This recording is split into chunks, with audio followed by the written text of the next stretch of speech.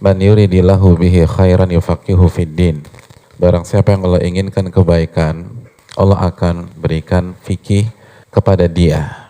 Dan apa makna fikih? Kita sudah jelaskan fikih bisa berarti faqiha yafqahu. Artinya Allah akan berikan pemahaman yang benar. Pemahamanlah yang merupakan rahim dari kebaikan dan rahim dari keburukan. Karena cara kita menghadapi problematika dalam hidup itu tergantung pemahaman kita dan sudut pandang kita dalam masalah itu. Kalau pemahamannya benar sesuai dengan Al-Quran dan Sunnah Nabi SAW, maka kita akan mudah menyelesaikan masalah demi masalah dalam hidup kita. Tapi kalau pemahamannya keliru, maka itu awal dari bencana, dan bencana. Lalu ternyata di samping berasal dari faqiha yafqahu, ulama seperti Al-Imam Ibnu Hajar pun menjelaskan fikih bisa berasal dari kata kerja faquha, yafquhu, yang bermakna lebih dalam lagi. Di level ini seseorang menjadikan fikih sebagai karakternya. Jadi fikih sudah menyatu dengan kehidupan kesehariannya. Terlepas namanya manusia, bisa khilaf. Dan pasti khilaf. Namanya manusia masuk ke dalam hadis Nabi, kullu bani Adam khata'. Setiap anak Adam banyak melakukan kesalahan. Tetapi dia tahu bagaimana cara bangkit. Dia tahu bagaimana cara move on yang benar. Dia tahu bagaimana cara merespon sebuah kesalahan.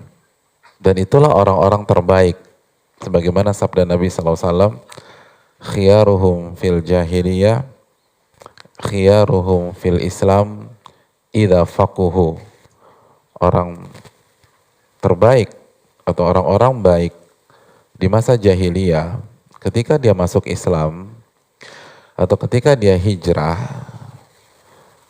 maka dia akan jadi orang yang terbaik jika faquhu. Bukan faqihu, tapi yang lebih tepat faquhu, sebagaimana dirajikan sebagian imam. Dan arti faquhu adalah sara al-fiqhu lahu sajiyah.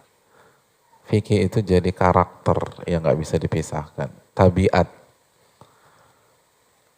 Jadi orang-orang yang setiap langkahnya itu, atau pada dasarnya langkah-langkahnya itu ilmiah.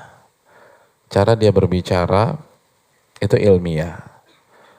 Cara dia ngobrol itu ilmiah. Walaupun ayat nggak keluar, walaupun hadis nggak keluar, tapi orang yang punya ilmu bisa nilai, ini anak ilmiah cara bicaranya, cara dia masuk, cara dia diam, kapan dia harus diam, kapan dia harus bicara, kalau dia bicara apa yang harus dia sampaikan, gimana kalau di hadapannya orang tua, bagaimana kalau di hadapannya anak seumurannya, di hadapannya anak-anak, dia tahu bagaimana cara harus bicara.